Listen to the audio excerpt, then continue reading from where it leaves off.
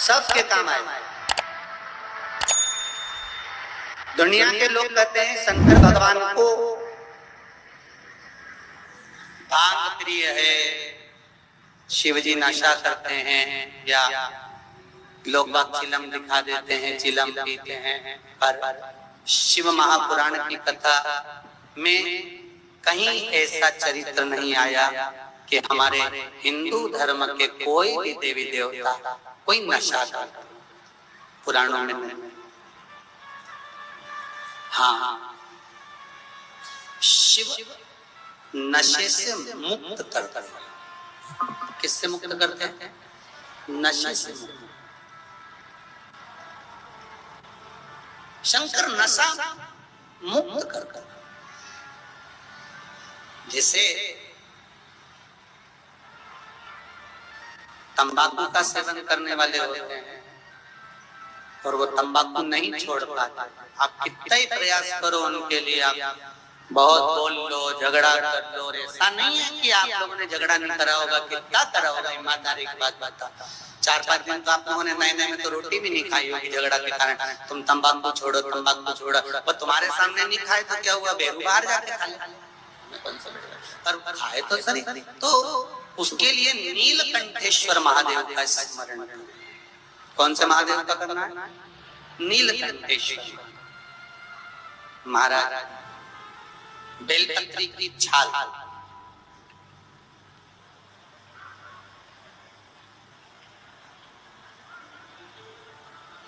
या बेलपत्री की जड़, इसको घिस कर इसका चंदन तैयार करते। चंदन बनाने के बाद में इसकी गोलियां बनाना।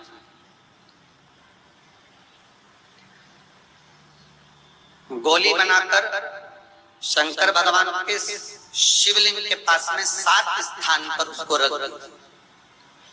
नीलकंठेश्वर महादेव का स्मरण करिए, नशे से मुक्त करना। ये तंबाकू वालों के लिए आज विशेष वर्णन है, ध्यान दीजिए।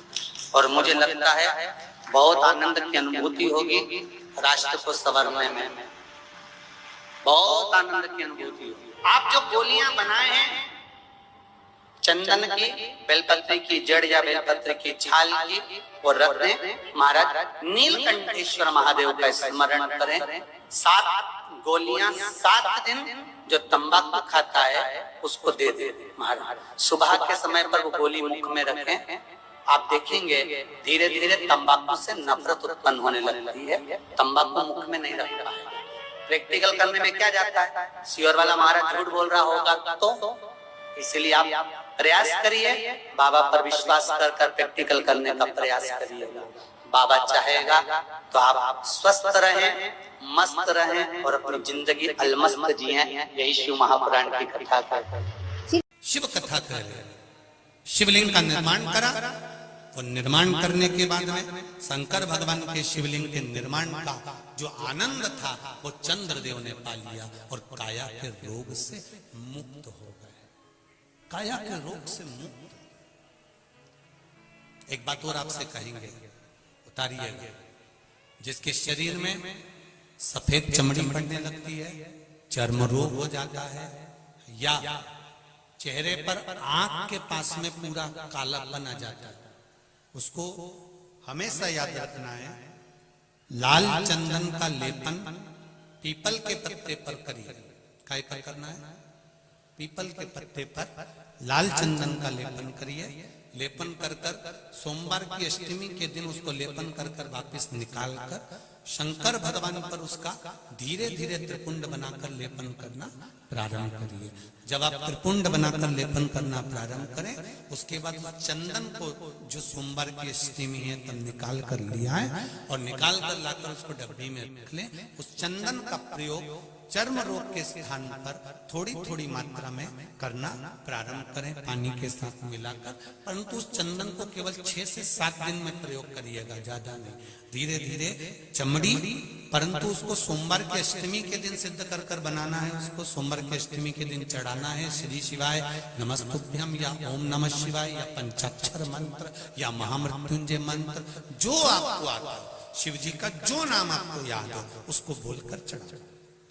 उसको लिया, फिर उसको अपने शरीर पे लगाना प्रारंभ करो, उसका फल आपको 15 दिन के अंदर धीरे धीरे धीरे धीरे प्राप्त होना प्रारंभ। लाल चंदन का प्रयोग शिव जी के लिए अवश्य।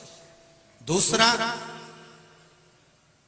जब विषम परिस्थिति आ जाए, ऐसा लग रहा है कि आपने पशुपति व्रत कर लिया, सोमवार की अष्टमी का प्रयोग कर लिया, मैंने शंकर जी की आराधना कर ली, तो भी विषम परिस्थिति चल रही है, अभी तक कोई सुधार आने को तैयार नहीं, तब शंकर जी के मंदिर में जब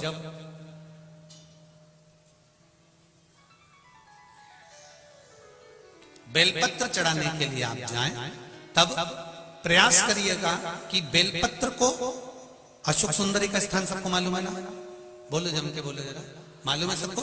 अशोक सुंदरी वाली जगह पर बेलपत्री को डंडी वाली जो जगह है जहां से पानी बहकर जाता है उधर रखना, उसी बेलपत्री को वापस उठाना।